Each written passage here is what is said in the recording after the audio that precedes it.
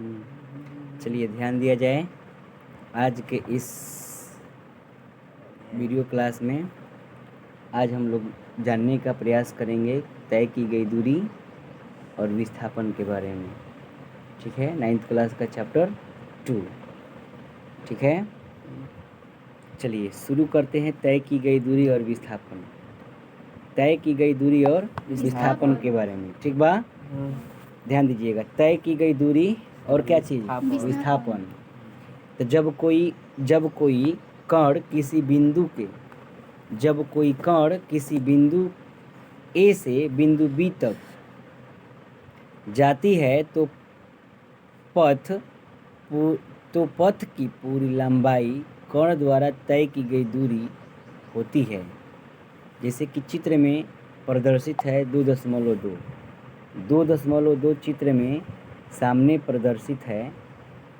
2.2 ऊपर यहाँ पर नज़र आएगा, जैसे क्लियर यहाँ से नज़र आएगा। देखिए ए और बी, ठीक है। तो यहाँ पर कंडीशन दिखाई गई है। तो इसमें कंडीशन ये है कि देखिए सभी को थोड़ा ध्यान दें। यहाँ पर पॉइंट ए है और यहाँ पर पॉइंट बी है। पॉइंट ए और पॉइंट बी, यहाँ से भी कुछ कंडीशंस रास्ते हैं जाने के, और यहाँ से भी रास्ते जाने के सीधे हैं। तो स्पष्ट रूप से ये समझना है कि जो सीधी न्यूनतम दूरी है, जो सोज है, जो डायरेक्ट है, ठीक, जो सीधा है और न्यूनतम दूरी है, उसको क्या कहते हैं? विस्थापन कहते हैं। अच्छा, जो घुमावदार है, जिसमें दिशा बदल जा रही है, ठीक, तो क्या कहलाती है? दूरी कहलाती है। तो इस हिसाब से परिभाषा दिया जा सकता है क्या चीज़ कि प्रारंभिक स्थिति और अंतिम स्थिति के बीच न्यूनतम सीधी दूरी को क्या कहते हैं? विस्थापन कहते हैं। तथा इन्हीं दो बिंदुओं ए और बी के बीच के पूरे पथ की लंबाई, माने जो पूरा लंबा है ना, ये घुमावदार जो है ना, वो घुमावदार जो मतलब लाइनिंग है, उसी लाइनिंग को हम कहते हैं, उसी लंबाई को कहते हैं क्या चीज़? दूरी। आज जो न्यूनतम सीधी दूरी है, जो डायरेक्ट सीधा जा रही है, जो ये ए और बी, ये आपका क्या है? विस्थापन। तो जिसमें देखिए दिशा बदल जाएगा, उसे दूरी कहेंगे। जिसमें दिशा नहीं बदलेगा, उसे विस्थापन कहेंगे। दोनों भौतिक राशि है, दोनों एक प्रकार की लंबाई है। दोनों एक प्रकार की क्या है जी? लंबाई है। और लंबाई का ऐसा ही मतलब सबको पता है, मीटर होता है। लंबाई का ऐसा ही मतलब मीटर, दूरियों के ऐसा ही मतलब मीटर, विस्थापनों के ऐसा ही मतलब मीटर होगा। कंप्लीट है? ठीक, चलिए यहाँ पर ये बातें समझने हैं। यहाँ पर स्पष्ट रूप से यही बातें दी गई है, ठीक, कि जो सरल रेखा AB की लंबाई है, ठीक, उसकी दिशा दोनों मिलकर कण का विस्थापन देते हैं। उदाहरण के लिए जब कोई ट्रेन रांची से पटना जाती है तो वह रास्ते में कई बार मुड़ती है, अर्थात वह वक्र रेखा पर चलती है। यदि रांची स्टेशन से पटना स्टेशन तक की लंबाई की अगर बात किया जाए तो 414 किलोमीटर है। तो ट्रेन द्वारा तय की गई दूरी 414 किलोमीटर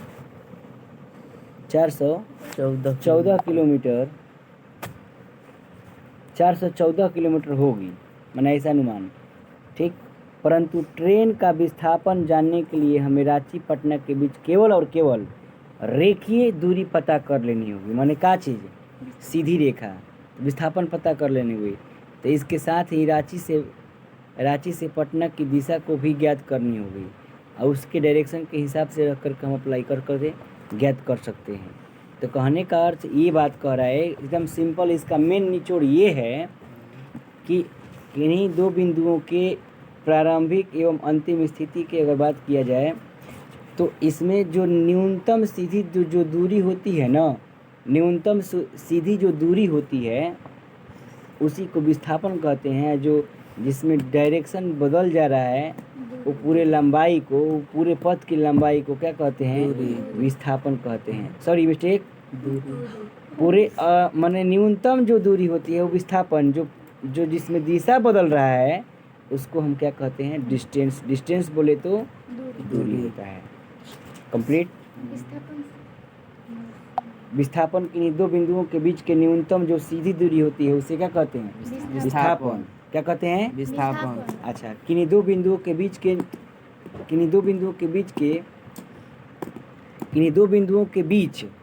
न्यूनतम सीधी दूरी को तो विस्थापन कहते हैं, लेकिन किन्हीं दो बिंदुओं के बीच न्यूनतम दूरी को नहीं, बल्कि जिसमें दिशा का घुमावदार हो और वह लंबाई में हो, टोटल लंबाई को क्या कहते हैं? तो उसको हम कहते हैं दूरी। न्यूनतम सीधी दूरी विस्थापन कहलाती है और अधिकतम दूरी कहलाती है। चाहे अधिकतम लंबाई, पूरे पथ की लंबाई दूरी कहलाती है। ठीक। तो यहाँ पर यह बातें दी गई है कि कण द्वारा, यहाँ से ये बातें स्पष्ट रूप से दी गई है कि कण द्वारा तय की गई दूरी, उसका विस्थापन दो भिन्न भिन्न राशियाँ हैं। किसी दिन परिमाण होता है या किसी तय की गई दूरी, चाहे किसी दिए गए समय अंतराल में कण द्वारा तय की गई दूरी का परिमाण जो होता है, जबकि विस्थापन और परिमाण में दोनों होते हैं। माने इसके कहने का अर्थ ये है कि दूरी में केवल और केवल परिमाण होता है, दिशा का ज्ञान नहीं होता है, क्योंकि दिशा जब बार बार बदलेगा तो परेशानियां होती है। तो दिशा नहीं बदलेगा, माने दिशा नहीं बदलेगा, ठीक, और डायरेक्ट जाएगा तो उस स्थिति में हम विस्थापन कहेंगे। जिसमें दिशा बदल जा रहा है हम उसको क्या कहेंगे? दूरी कहते हैं। जिसमें दिशा बदल जा रहा है उसमें हम उसको हम दूरी कहेंगे। बात इतनी तक क्लियर है? डायरेक्शन चेंज हो जाएगा तो उसके हिसाब से वो चीज़ होगा। तो ये यहाँ पर स्पष्ट रूप से, क्लियर रूप से बताई जा रही है कि यदि कण सरल रेखा पर दिशा परिवर्तन के चले तो विभाजन का परिमाण और तय की गई दूरी दोनों बराबर होंगे। ठीक। यहाँ पर ये बातें कह रहा है कि यदि कण सरल रेखा पर दिशा परिवर्तन के चले तो विस्थापन का परिमाण क्या होता है? विस्थापन का परिमाण और दूरी दोनों क्या होता है? बराबर होता है। क्या होता है? बराबर होता है। अच्छा, एक अगला निष्कर्ष पॉइंट दिया है कि गाड़ियों जैसे कार, बस में यंत्र होता है जो उनकी दूरी द्वारा तय की गई दूरी को प्रदर्शित करता है। माने कार में, बस में, ट्रक में एगो कांटा लागल रहेला, ठीक, वो बतावे ला कि कितना किलोमीटर गइल, कितना किलोमीटर, कितना अभी चल देलस, कितना बाकी बा, सारा इंफॉर्मेशन देता है। और उस यंत्र को ही क्या कहते हैं? ओडोमीटर। क्या कहते हैं? ओडोमीटर। क्या कहते हैं? ओडोमीटर। इसके आधार यहाँ पर कम्प्लीटली रूप से ये हो जाता है कि दूरी मापने वाला एक यंत्र 3 कंडीशंस में, चाहे 4 कंडीशंस में होगा, चाहे उसको सूचित किया जाएगा। ठीक है, लेकिन ध्यान देना है कि दूरी मापने वाले यंत्र को क्या कहते हैं? ओडोमीटर। क्या कहते हैं? ओडोमीटर। क्या कहते हैं? ओडोमीटर। दूरी मापने वाले यंत्र क्या कहते हैं? ओडोमीटर।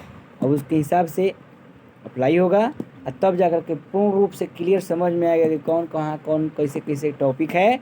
सो आज के इस वीडियो में बस इतना ही था, छोटा सा बात था।